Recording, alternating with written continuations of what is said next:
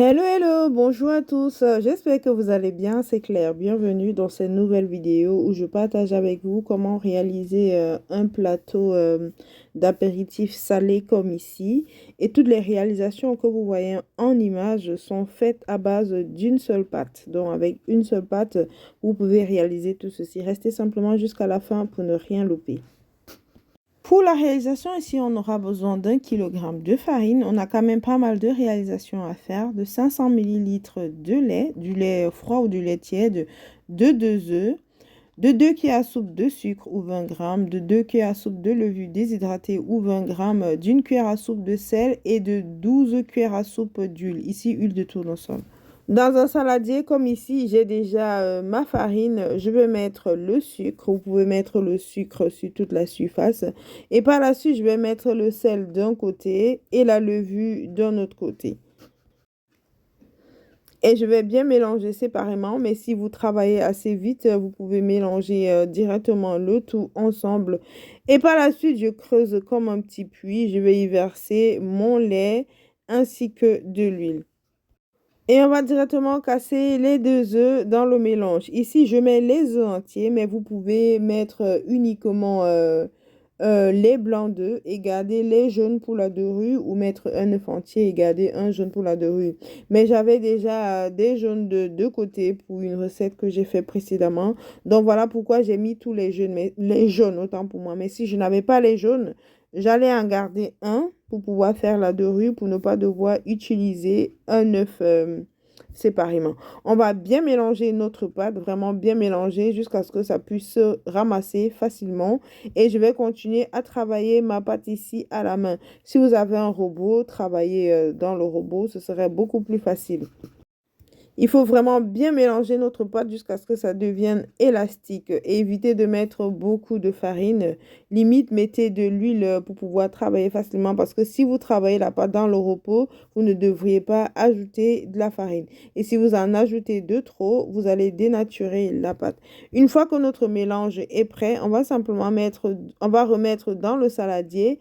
Je vais couvrir ici à l'aide d'un papier film. Vous pouvez également le faire simplement à base d'un torchon. Une fois que ma pâte est bien recouverte, je vais me servir d'un objet pointu ou simplement d'un couteau pour faire des petits trous au-dessus de la pâte pour permettre que la pâte respire, on va dire ça comme ça, pendant qu'elle pousse. Et on va laisser pendant environ 1h30 voire 2 heures, ça dépend de la température de la pièce. Et une fois que ma pâte a bien gonflé, je vais simplement la dégazer en donnant des petits coups comme ici. Une fois que ma pâte est dégazée, je vais fariner mon plan de travail et de nouveau disposer ma pâte dessus. En fonction du nombre de réalisations que vous allez faire, diviser la pâte. Ici, j'ai fait 5 réalisations, mais j'ai découpé la pâte en 4 parce que les 2 dernières, j'ai pas fait de grandes quantités. Donc, on met la pâte de côté, idéalement recouvrir à l'aide d'un torchon propre pour éviter que ça ne sèche. Et la première réalisation que je vais faire, ce serait les burgers. Alors ici, j'ai pas vraiment fait des mini, mais si vous faites une table salée, idéalement faire des mini pour permettre aux gens de manger toutes les petites réalisations que vous avez fait. Ici, j'ai pris 50 grammes parce que, voilà, je voulais pas vraiment faire des mini, mais si vous faites une table salée, par exemple, 30 grammes, voire même 20 grammes, c'est parfait. Ça permettra aux gens de prendre un peu de tout. Et on va simplement donner des petites formes rondes comme ici. Soit vous les roulez à la main en raplatissant vraiment de l'intérieur, soit vous roulez sur votre plan de travail jusqu'à obtenir une forme bien ronde et par la suite vous les disposez simplement sur le plateau qui ira au four. Et pour ce qui est de la deuxième réalisation ici, c'est les mini pains à hot dog. Donc on va simplement au préalable les rouler. Par la suite, je pince comme vous avez vu tout à l'heure et je boule comme ça sur le plan de travail ou directement à la main. Ici, on va se rassurer qu'ils ont plus ou moins la même forme. Il faut dire qu'on travaille à la main, donc c'est pas garanti qu'on aura la même façon de rouler pour tous nos petits pains. Et par la suite, on va les laisser reposer pendant environ 20 minutes et pendant que ça repose, bien évidemment, on va s'attaquer à autre chose. Après les 20 minutes, je prends les jaunes d'œufs que j'avais déjà. Je vais rajouter du lait. Ça va nous servir de dorure. On va bien mélanger. Dès qu'on a un bon mélange, on va directement les passer sur nos pains burgers ainsi que nos pains à hot dog qui iront au four. Pendant ce temps, mon four est déjà préchauffé à 180 degrés et je vais réaliser une cuisson de 20 minutes. Je me rassure ici de mettre la dorure sur tous nos petits pains et par la suite, je vais simplement rajouter les graines sur quelques pains, pas sur tout, hein, et je vais directement enfourner. Et pendant que le premier plateau est en train de cuire, on va s'attaquer à une autre réalisation. Ici, on va faire les mini pizzas. Donc, j'ai simplement remis la farine sur mon plan de travail. Vous pouvez mettre de la farine ou de la semoule pour donner ce côté un peu granuleux. Et on va bien aplatir notre pâte. Idéalement, aplatir le plus finement possible. Une fois que la pâte est bien aplatie comme ici, on va se servir d'un emporte-pièce. Vous prenez l'emporte-pièce de la taille que vous souhaitez pour vos mini pizzas. Et on va faire les cercles, voilà, les mini pizzas comme ici en image. Une fois que tout est découpé, on va retirer les chutes et on va simplement disposer les petits cercles qu'on a réalisés sur une plaque avec du papier cuisson. Idéalement, à l'aide d'une fourchette, faire des trous sur la pizza pour vraiment bien aérer pendant la cuisson. Ici, j'ai oublié, bon, mais c'est pas bien grave. Et par la suite, on va rajouter la sauce tomate. Ici, c'est un reste de sauce tomate maison que j'ai réalisé il y a quelques jours. Et par la suite, je vais déposer une demi-tranche d'olive. Vous pouvez mettre une olive, mais je trouve des fois que c'est trop gros.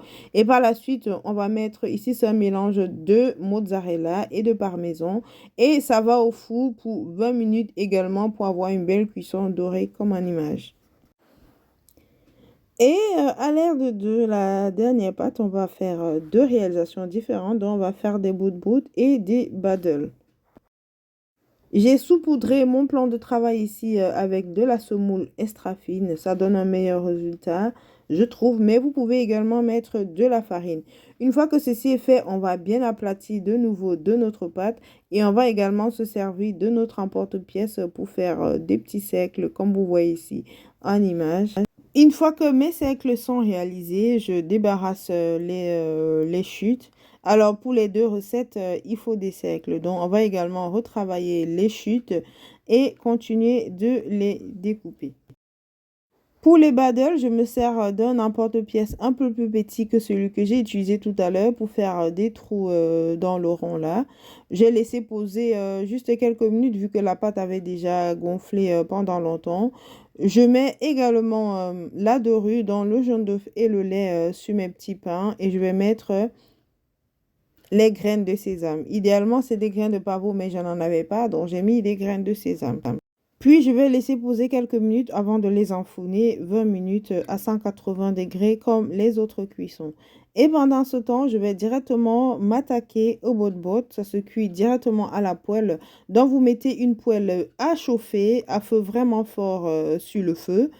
Une fois que la poêle est bien chaude, vous baissez la flamme et vous disposez directement vos petits pains et vous allez laisser cuire à feu très doux. Et on va retourner la face à chaque fois pour éviter que ça ne brûle.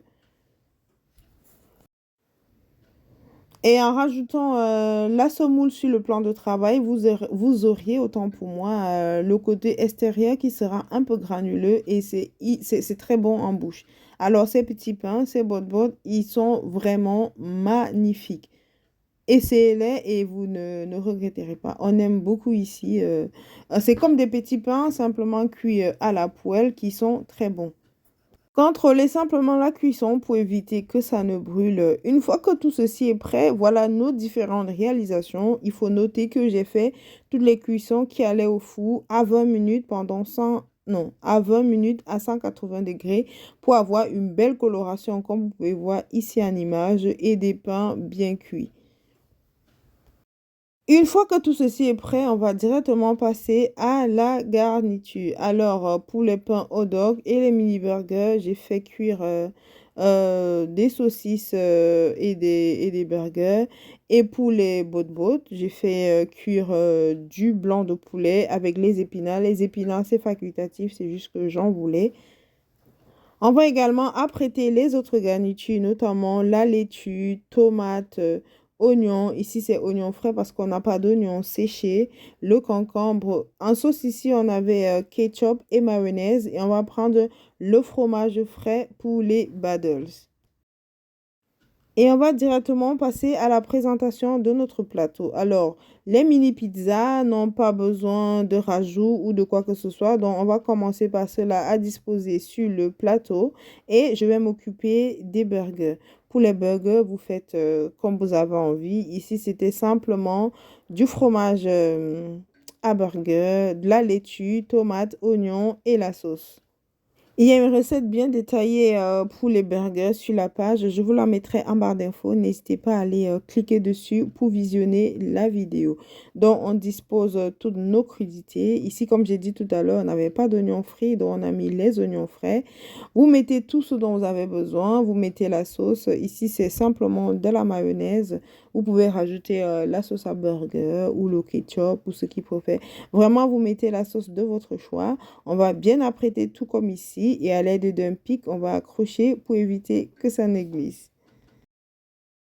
Si vous trouvez que le mini burger est un peu gros, c'est normal. Voilà pourquoi je vous disais en début de vidéo, faites idéalement des petites quantités pour permettre à tout le monde de prendre un peu de chacune de vos réalisations. On va directement passer au pain hot dog. Donc, je prends simplement mon pain, je mets ma saucisse cuite et je vais simplement mettre de la sauce. Alors, mayonnaise ici et ketchup pour l'autre.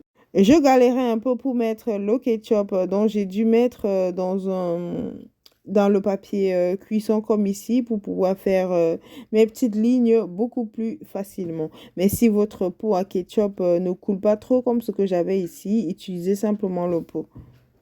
On essaye de se rapprocher au mieux de la décoration des hot dogs dans les commerces. Et par la suite, on va passer au bot ici. Alors, j'ai mis de la mayonnaise, mais ça reste facultatif. Et par la suite, je vais mettre les épinards et le blanc de poulet qu'on avait réalisé tout à l'heure, tout simplement. Et pour les battles ici, c'était fromage frais et concombre. Idéalement, si vous avez du saumon fumé ou simplement du saumon, rajoutez du saumon à votre fromage frais et quelques cornichons. Vous aurez un ouf de fraîcheur en bouche. Mais j'avais pas tout ça, donc j'ai simplement mis mon fromage frais et mon concombre et c'était bien frais en bouche. Et voilà, vous avez un magnifique plateau d'apéritif sans réalisation avec une seule pâte. N'hésitez pas à vous faire plaisir chez vous. Et si vous avez aimé la vidéo, n'hésitez pas à liker, à commenter et à partager.